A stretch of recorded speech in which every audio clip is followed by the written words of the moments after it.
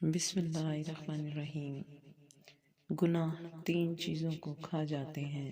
Number 1 رزق، number 2 صحت، number 3 سکون۔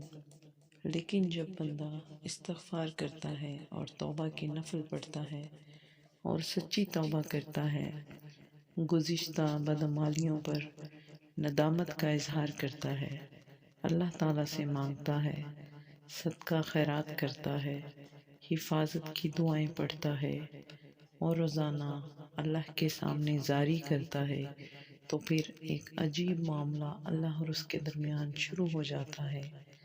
وہ استغفار اس کے لیے ڈھال بن جاتی ہے۔